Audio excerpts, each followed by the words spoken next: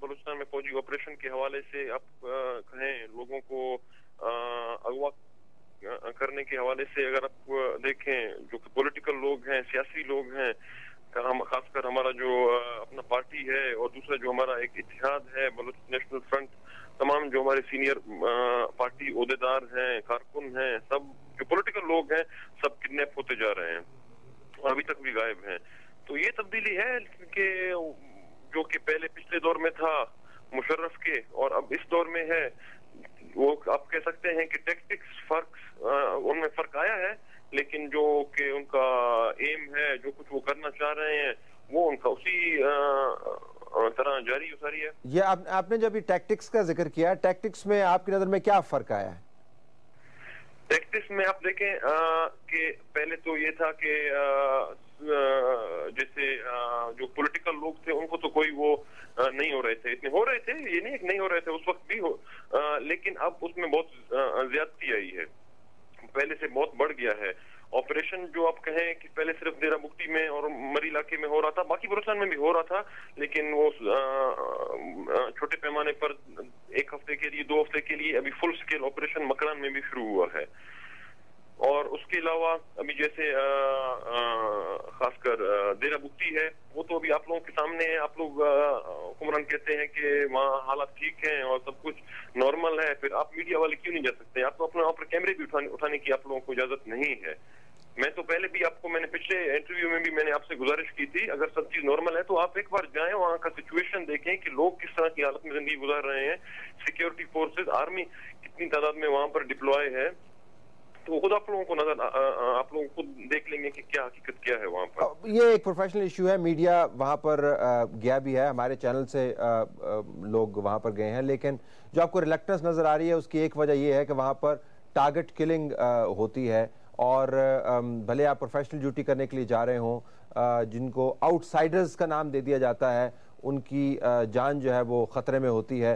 نہ صرف پنجابیوں کو اب مارا جا رہا ہے وہاں پر، وہ میں نے پچھلے پروگرام میں بھی ذکر کیا تھا، اب شیعوں کو بھی مارا جا رہا ہے. تو وہاں پر آپ کیمرہ اٹھا کے چلے تو جائیں، لیکن چونکہ گارنٹی نہیں ہے آپ کی سیکیورٹی اور سیفٹی کی، تو اس وجہ سے شاید لوگ وہاں پہ جانے سے کتراتے ہیں. That's one reason. میں تو یہی کہہ رہا ہوں نا، میں تو یہی گزارش کر رہا ہوں. تو پھر کس طرح کہتے ہیں کہ حالات ٹھیک ہیں وہاں؟ ٹارگٹ کلنگ سے مراد یہ ہے کہ جو وہاں پر نام نہاد مزاحمت کار ہے وہ ٹارگٹ کلنگ کر رہے ہیں. کوئی دیرہ بگٹی میں ٹارگٹ کلنگ تو کوئی نہیں ہو رہی ہے. دیرہ بگٹی میں وہاں پر تو ہاں یہ ہے کہ وہاں پر جو مزاحمت کار ہیں، سیکیورٹی فورسز ہیں، ان میں جھڑپیں اور یہ جو بست کہیں یا کوئی اور واردات کہیں، پائپ لائن وغیرہ یہ ہوتے ہیں، ڈیلی ہوتے ہیں، ہر دن ہوتے ہیں. لیکن اس کے علاوہ وہاں پر کوئی اور میرے خیال میں کوئی ہے بھی نہیں اور قوم کا وہاں پر. یہاں پر صرف سیکیورٹی فورسز ہیں اور بلوچ مزاحمت کار ہیں، اور وہ باقی عام لوگ ہیں، غریب لوگ ہیں. چلے، مزاحمت پر میں ابھی تھوڑی دیر میں دوبارہ واپس آؤں گا. آج کے دن کے حوالے سے ہم آپ سے پوچھنا چاہتے ہیں کہ ہم نے بہت سنا مشرف دور کے اندر چودھری شجاعت حسین اور مشاہد حسین نے آخری وقت میں جا کے نواب اکبر بگٹی سے بات چیت کی. ہم ذرا آپ کے توسط جاننا چاہتے ہیں کہ وہ بات چیت کیا تھی، کس قسم کی کمٹمنٹس ہوئیں، کیا معاملات طے پائے، کیونکہ تاریخ کا وہ حصہ جو انتہائی اہم ہے ہماری نظر سے بالکل اوجھل ہے، ہم ریکارڈ سیٹ نہیں کر پائے. آپ اس ایپیسوڈ کے وٹنس بھی ہیں. آپ یہ بتائیں کہ اس دوران کیا بات چیت ہوئی تھی؟ اس وقت جو آپ دیکھیں نا جی، چودھری شجاعت اور مشاہد حسین صرف آئے تھے 2-3 بار آئے تھے. 17 مارچ کے حوالے سے، جو 17 مارچ کا واقعہ ہوا تھا، کوئی 70 لوگ شہید ہوئے تھے، 40 ہندو منورٹی اور باقی کچھ بگٹیز وغیرہ، تو اس حوالے سے آئے تھے. اس حوالے سے جو سیکیورٹی فورسز وہاں پر تھی، ان کے کوئی 400 کوئی 500 لوگ تھے جو کہ کوئی ان کو گھیرے میں لیا تھا بگٹی ٹرائب کے کچھ ملیٹنٹس نے. تو وہ اس کے لیے پریشان تھے. زیادہ سے زیادہ ان کا کنسنٹریٹ یہی تھا کہ یہ سب ہمارے جو آرمی کے جو لوگ ہیں، وہ جو گھیرے میں ہیں، وہ وہاں سے آپ لوگ ان کو وہ کہیں وہ ان کو چھوڑ دیں، اور جو کہ روڈز وغیرہ جو کہ بند ہیں ان کو ہم چھوڑ دیں گے. وہ کوئی میجر یا بلوچستان کے بارے میں تو ایک بات بھی نہیں ہوا تھا. وہ تو صرف ان کو اپنا ہی کوئی پریشانی تھا، اسی کے لیے آئے تھے. 1 بار 2 بار 3 بار صرف اسی پرابلم کو سالو کرنے کے لیے. وہ دیرہ بگٹی میں صرف وہ واقعہ ہوا تھا. اس کے بعد وہ جو 17 مارچ کا واقعہ ہوا تھا، تو لوگ اشتعال میں آ کر انہوں نے آرمی کا جو ایک بہت بڑا کیمپ تھا وہاں پر نزدیک، وہ سوئی دیرہ بگٹی روڈ کے نزدیک تھا، دشت گوران ایریا تھا، وہاں پر انہوں نے اس کو گھیرے میں لے کر बैठे थे, तो उनका भी आना जाना, राशन वगैरह सब कुछ बंद था फौजियों का, तो वो उसके लिए ज्यादा से ज्यादा परेशान थे कि ये मसला हल हो जाए, क्योंकि उनके बहुत बड़े तादाद में लोग घिरे में हैं। तो वो जो तमाम मामलात थे, मुशाहिद हुसैन की कमेटी, वसीम सज्जाद की कमेटी, उसके अंदर जो इतनी बातें तय पाई थी, ये वो जो मौज़ूआत थे, ये उस वक्त ज़ेर बहस आपके ख्याल में नहीं आ रहे थे? नवाब अकबर बुगटी के साथ जब मामलात तय हो रहे थे, ये बिल्कुल पसे पुश चले गए थे और सिर्फ वही इशूज़ सामने आए जिसका आपने अभी जिक्र किया? वो तो एक अलग मामला था। चौधरी शुजात हुसैन थे, जैसे वसीम सज्जाद कह रहे हैं, ये कमेटी वो हमारा एक पार्टी का एक इत्तेहाद था, उस वक्त 4 जमायती इत्तेहाद, जिसमें हमारा पार्टी था, मरी इत्तेहाद था और नेशनल पार्टी था, जिसको डॉक्टर हई हैं और डॉक्टर मालिक हैं, ये थे, और BNP था, सदर अख्तर मेंगल। तो ये हमारे 4 इत्तेहाद ने अपने वो एक बनाकर उनको दिए थे। उस पर भी अमल दरामद कोई नहीं हुआ था। वो तो क्वेटा में, इस्लामाबाद में, वहां पर बातचीत हो रही थी इस बारे में, पार्लिमानी कमेटी और सेनेट में जो एक कमेटी थी उस हवाले से। वो बहस यहाँ पर कभी हुआ ही नहीं, क्योंकि ये तो आए थे यहाँ पर सिर्फ 17 मार्च के बाद